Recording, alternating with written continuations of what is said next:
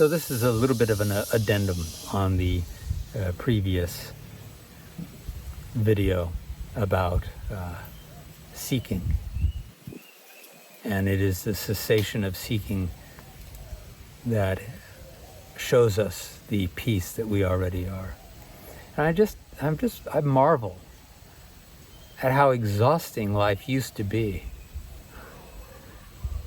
I just constantly trying to manage the world to make sure that it behaved in such a manner that I could stay happy, or feel love, or know joy, or to be at peace. And it just reveals itself to be absolutely ridiculous. To have our sense of happiness and peace and joy and love be dependent on a constantly changing world.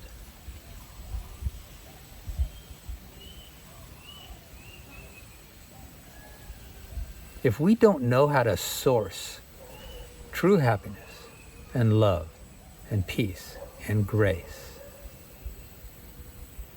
from within, and when we speak of within, what we're talking about is going within and finding the opening, finding the quiet and the stillness that allows the universe, the consciousness of love and peace and grace to be known. Just quieting that long enough to know the grace and the peace and the love that we already are, the consciousness of being. And most people will not continue to pursue a practice, if you will, of knowing true essential nature, of knowing the truth of their being. Because the ego is screaming and saying, that's not where I get my happiness. I get my happiness from the external world. Because the ego is empty of the spirit. The ego is just a mental concept of self. It's who we think we are. And if that's running the show, that's constantly going to be saying, what about me? What about me? What about my goodies? I got to get the thing that gratifies me.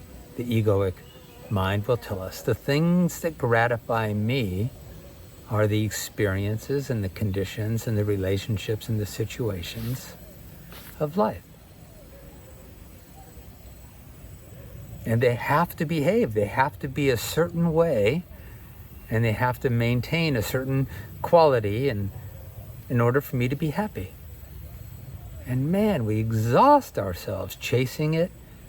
And then once we've got it, clinging to it and resisting anything that seems threatening to that happiness,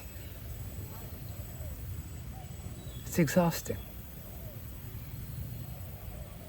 And the only way I know to end that exhaustion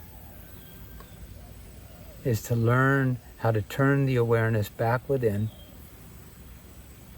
and let the ego scream and just say, yes, I know, but I know what you are, so I'm not going to listen anymore. I'm not going to believe you. I'm not going to follow your directives any longer. It's empty. It's always empty. It always leads to more emptiness. It's a struggle. It's exhausting. I'm tired. I'm done. I don't want to do it anymore.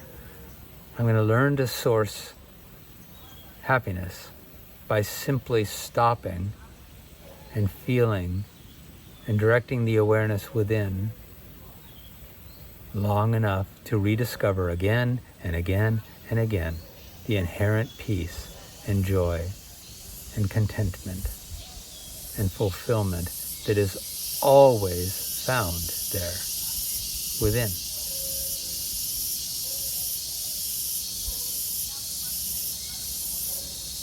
And recognizing the nourishment is right there. It's not out there. That's playful, that's fun. It's nourishing in the regard that it's an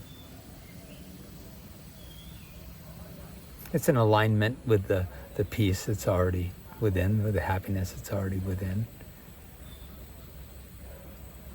But then what happens when it starts to change?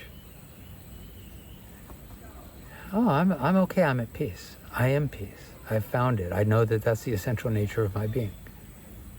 That doesn't change. It's unconditional. I'm unconditional, loving awareness.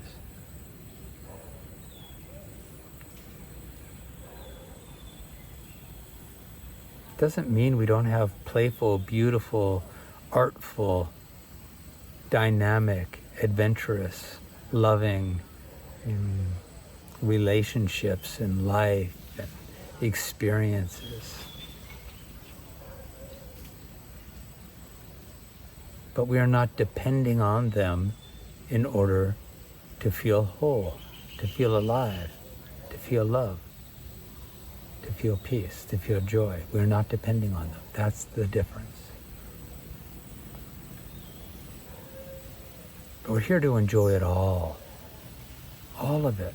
The struggles, the difficulty, the joy, the bliss, the happiness, the experiences, the coloring. We're here to color life richly and beautifully.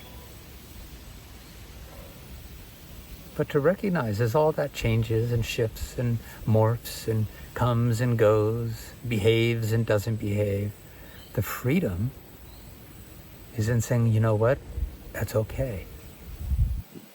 Because I have awakened true peace. I abide the true essential nature of my being.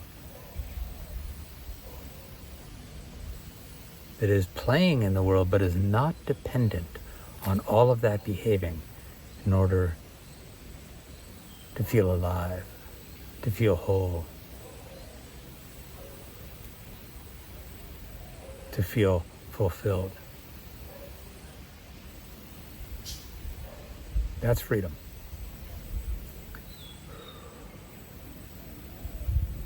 Yeah.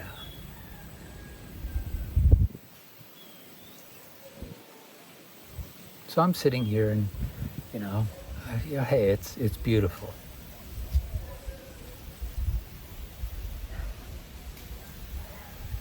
But being here in this beauty without the stressors of all the business and all the dynamics, I've got a pretty, my life's in a lot of upheaval now. I've found a villa, I'm moving into a new villa. I'm organizing painters, I'm organizing movers, and it's a very dynamic thing here. Finding professionals to do the work that you want them to do, and language barriers, and moving money around, and decisions to be made. And I come out here and I walk in the rice fields, and I can play with that and think about that as I wish. And I can just be in the nature. And one might say, well, sure, you can be at peace because, look at where you are. No, my life's wild, crazy right now. But to my point in the other video, it is helpful to be in the beauty because it stops me from getting lost in all the noise of my life, because then I'm missing out on being present to the beauty. But when we stop and we're present to the beauty, because we don't want to miss it, we want to notice that butterfly and that water running down the creek, and the beauty of the color of the rice fields and the morning light. I want to be present to that. But when I'm present to that, it means my mind stops seeking happiness elsewhere. And again, it's the cessation of seeking that is the happiness. It happens to happen easier when you've got a beautiful life around you. But we have the opportunity in this work, in this journey, to practice being present regardless of the conditions, to be present to the inherent joy, happiness, peace, love, stillness, and grace of being. We have the choice to be, we're building the skill set to be present to the inherent grace of being, which is already happy, fulfilled, at peace. And then the world can do what it does. And we're not a victim of the world behaving or not behaving in accordance with the ego's wants that are always wanting and desiring because of a sense of emptiness, because of a sense of lack, because of a sense of limitation. All right, much love all. Blessings.